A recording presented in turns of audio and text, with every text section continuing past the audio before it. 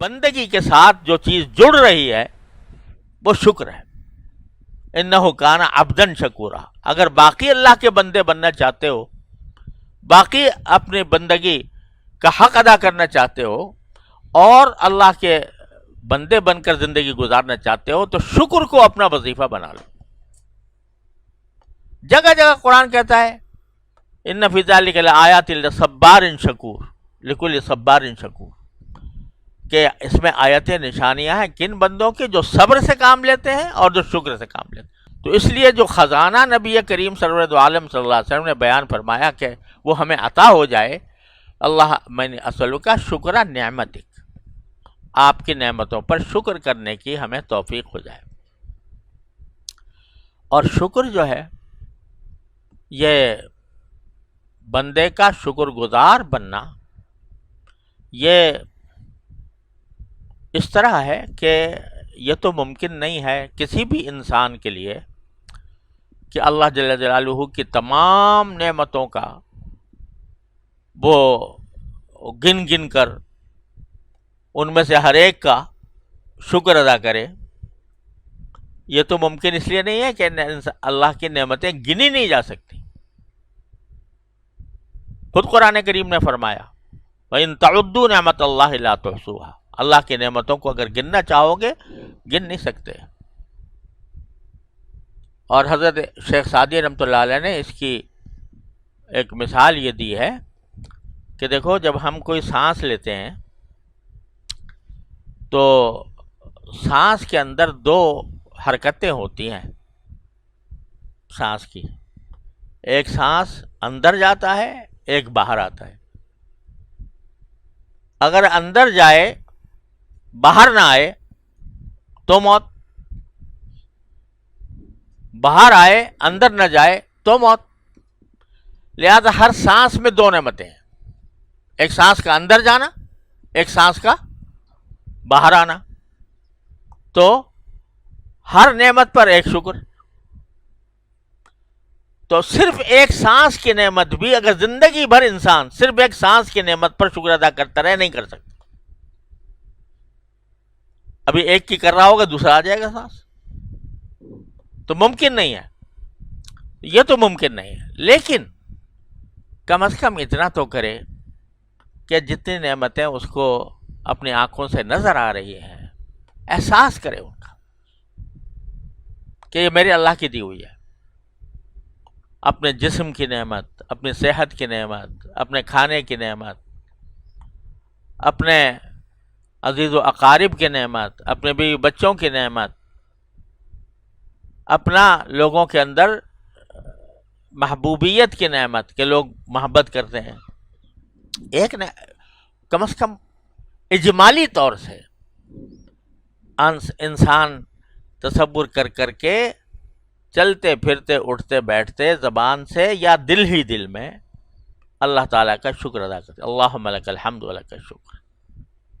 ہمارے حضرت والا فرمایا کرتے تھے کہ ہوا کا جھونکا چلا اچھا لگا اللہم لک الحمد ولک الشکر. ابھی گرمی ہو رہی تھی یہ چل گیا اللہم لک الحمد ولک الشکر. تو اس کی عادت ڈالے انسان، مشق کرے کہ جب بھی کوئی اچھی چیز سامنے آئے، کوئی اچھی حالت آئے، اچھا واقعہ پیش آئے تو آدمی یہ کہہ لے، دل ہی دل میں کہہ لے اللہم لک الحمد ولک الشکر. دل ہی دل میں بھی کہہ لے گا تو انہ علیم بذات الصدور. اللہ تبارک و تعالی دل کے سینوں کے حالات سے بھی خوب باخبر ہیں. اللہ تعالیٰ اس کو بھی شکر میں شمار فرما لیتے ہیں جب بندہ دل میں یاد کرتا ہے اور دل میں شکر ادا کرتا ہے. تو اس کی عادت ڈالنی ہے. اور قربان جائیے نبی کریم صلی عالم صلی اللہ علیہ وسلم کے کہ آپ نے ایک ایسا جملہ بتا دیا کہ ہر صبح کو جب صبح ہوتی ہے تو یہ جملہ تلقین فرما دیا کہ اللہم ما اصبح بی من نعمت او باحد من خلقک فمنک وحدک فلک الحمد ولک الشکر. یہ جملہ یاد کر لینا چاہیے. اللہم اللہم ما ما اصبح بی من نعمت او باحد من خلقک فمنک وحدک فلک الحمد ولک الشکر، کہ اللہ اس صبح میں، اور صبح سے سمجھ لو دن مراد ہو، اس دن میں جو کوئی نعمت آپ نے مجھے عطا فرمائی یا اپنی مخلوق میں سے کسی اور کو عطا فرمائی، مجھے عطا فرمائی یا آپ کی مخلوق میں سے کسی اور کو عطا فرمائی، وہ آپ ہی کی طرف سے ہے تنہا، فمن کا وحدہ کا، آپ ہی کی طرف سے ہے، فلک الحمد ولک الشکر، لہذا ساری تعریف بھی آپ کی ہے، سارا شکر بھی آپ کا۔ تو رسول کریم صلی اللہ علیہ وسلم فرماتے ہیں، ہمارے لیے آسانیاں پیدا کر کے تشریف لے گئے، کہاں تم شکر کا حق ادا کر سکتے ہو، لیکن کم از کم اتنا کر لو کہ صبح کو اللہ تعالیٰ کی بارگاہ میں حاضر ہو کر یہ کہہ دو کہ یا اللہ، جو نعمت بھی مجھے حاصل ہے آج یا کسی بھی اور کو حاصل ہے، وہ صرف آپ کی طرف سے ہے، لہذا میں حمد اور شکر کرتا ہوں۔ تو یہ بھی ایک مختصر سا طریقہ رسول کریم صلی اللہ علیہ وسلم نے بتا دیا، صبح کو بھی یہ کر لو، شام کو میں سجدہ کہہ دو، یا اللہ شام کو اس رات میں جو کچھ نعمتیں آئی ہیں وہ آپ کی طرف سے ہیں، آپ کے لیے حمد ہے، آپ کے لیے شکر ہے۔ یہ مختصر طریقہ بتا دیا، لیکن بندے کا اصل کام یہ ہے کہ وہ اپنے زندگی کے ہر قدم پر جو چیز بھی اس کی طبیعت کے مطابق آتی ہے اس پر شکر ادا کرنے کی عادت ڈالے۔ ہوتا کیا ہے، قرآن کریم نے بھی یہ شکوہ فرمایا ہے کہ بندہ نعمتوں میں رہتا ہے اور دھیان بھی نہیں کرتا، اور تکلیف کوئی پہنچ جاتی ہے تو اس کو لے کے بیٹھ جاتا ہے، حالانکہ عین تکلیف کے وقت میں بھی، جس میں انسان کو کوئی جسمانی تکلیف ہے یا کوئی پریشانی ہے، عین اس وقت بھی اگر سوچے تو اللہ جل جلالہ کی نعمتیں کہیں زیادہ اس وقت میں بھی انسان پر برس رہی ہوتی ہیں، لیکن کیا ہوتا ہے کہ اس کو بھول جاتا ہے۔ قرآن کریم فرماتا ہے اذا انعمنا علی الانسان اعرض ونأى بجانبہ، کہ جب ہم انسان کے اوپر نعمتیں دیتے ہیں انسان کو، تو ویسے ہی اعراض کر کے گزر جاتا ہے، خیال بھی نہیں کرتا کہ میں نے کوئی نعمت دی ہے۔ وَإِذَا مَسَّهُ الشَّرُّ كَانَ يَئُوسًا، اور اگر کوئی برائی آ جاتی ہے تو مایوس ہو کے بیٹھ جاتا ہے، اور مایوس ہونے کی وجہ سے اللہ بچائے دل میں شکوہ پیدا ہونے لگتا ہے، میرے ساتھ یہ کیا ہو گیا۔ تو نبی کریم سرورت عالم صلی اللہ علیہ وسلم نے صحابہ کرام کی تربیت اس طرح فرمائی کہ وہ ہر آن شکر گزار رہے۔ مشہور واقعہ ہے حدیث میں کہ ایک مرتبہ نبی کریم سرورت عالم صلی اللہ علیہ وسلم کے گھر میں کھانے کو نہیں تھا کچھ بھی۔ حضرت عائشہ صدیقہ رضی اللہ تعالیٰ فرماتی ہیں کہ 3 مہینے گزر جاتے تھے اور ہمارے گھر میں آگ نہیں جلتی تھی۔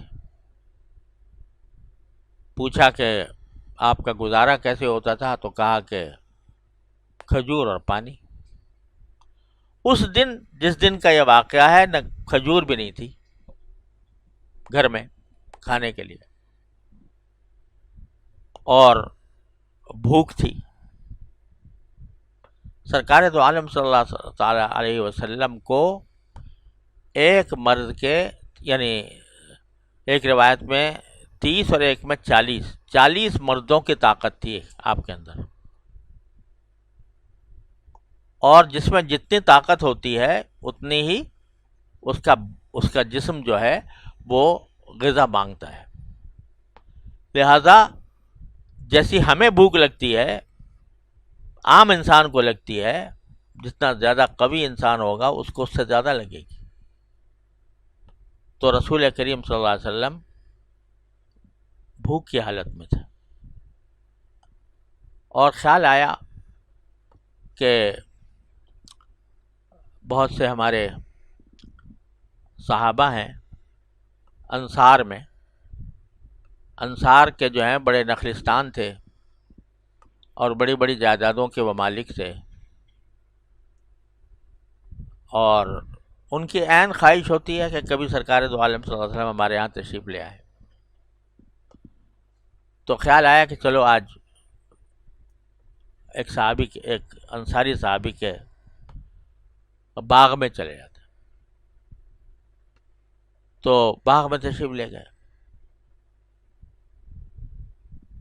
صحابی دیکھ کے نہال ہو گئے کہ سرکار دو عالم صلی اللہ علیہ وسلم تشریف لائے ہیں. تو انہوں نے کچھ بیٹھنے کا انتظام کیا سائے میں، اور پھر فوراً وہ کھجوروں کا زمانہ تھا، کھجوریں اترنے کا، سخت گرمی کا، تو وہ کچھ کھجوریں لے آئے رسول کریم صلی اللہ علیہ وسلم کی خدمت میں، اور کچھ پانی لے آئے ٹھنڈا. تو آپ نے اس وقت وہ کھجوریں تناول فرمائی، پانی پیا، اور فرمایا کہ قرآن میں جو آیا ہے کہ لَتُسْأَلُنَّ يَوْمَئِذٍ عَنِ النَّعِيمِ، کہ قیامت کے دن تم سے ان نعمتوں کے بارے میں سوال ہوگا جو ہم نے تمہیں دنیا میں دی تھیں. تو یہ جو تین چیزیں ہیں، ایک کھجور، ایک پانی، ایک سایہ، یہ بھی ان نعمتوں میں شامل ہے جن کے بارے میں ہم سے سوال ہوگا آخرت میں، کہ ہم نے تمہیں کھجور کھلائی تھی، ہم نے تمہیں پانی دیا تھا، ہم نے تمہیں سائے میں بٹھایا تھا، ان نعمتوں کا تم نے کیا حق ادا کیا. تو صحابی کو سامنے بٹھا کر بتا رہے ہیں کہ یہ نعمتیں جو بظاہر اگر ہم آج کے ماحول کے اعتبار سے دیکھیں تو کوئی بڑی چیز ہے، چاہے کھجوروں کا ایک تھالی کیوں نہ ہو،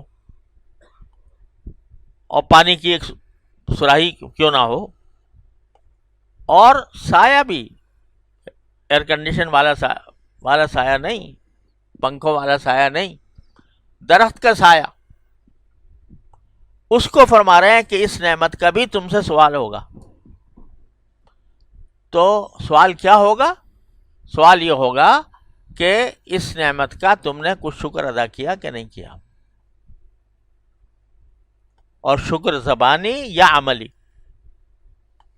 زبانی یہ ہے کہ اللہ تعالیٰ کے اللہم لک الحمد لک کا شکر کہے، اور عملی یہ ہے کہ جس مالک نے مجھے اتنی نعمتوں سے نوازا ہے تو میں اس کی نافرمانی سے بچوں، اس نعمت کو غلط کام میں، اور نبی حضور اللہ تبارک و تعالیٰ کے نے جن چیزوں سے منع کیا ان میں استعمال نہ کروں. اس کھجور کھانے سے جو مجھے قوت حاصل ہوگی، اس پانی پینے سے جو میرے جسم کو سیرابی ہوگی، وہ میں اللہ تعالیٰ کی اطاعت میں، اس کی عبادت میں استعمال کروں گا. یہ شکر، اس کے بارے میں سوال ہوگا. تربیت اس طرح فرماتے تھے صحابہ کرام کی کہ اس موقع پر بھی یہ جتانا نہیں بھولے رسول کریم صلی اللہ علیہ وسلم کہ یہ دیکھو کتنی بڑی نعمت ہے، اس کا شکر واجب ہے. تو یہ نعمت کے اوپر شکر کرنا یہ وہ خزانہ ہے جو مانگنے کو کہا سرکار دو عالم صلی اللہ علیہ وسلم کہ یہ مانگا کرو، شکر ادا بھی کرو، مانگو بھی، اللہ تعالیٰ سے مانگو کہ یا اللہ میں آپ کا شکر گزار بندہ بننا چاہتا ہوں، مجھے شکر اپنی نعمتوں پر شکر ادا کرنے کی توفیق عطا فرمائیے. شکر زبانی بھی اور عملی بھی. اور اس شکر کا آگے پھر جملہ یہ آگے جو دوسرا خزانہ بیان فرمایا وہ حسن عبادتک، نعمت پر شکر اور عبادت کا حسن، عبادت کا حسن ادب.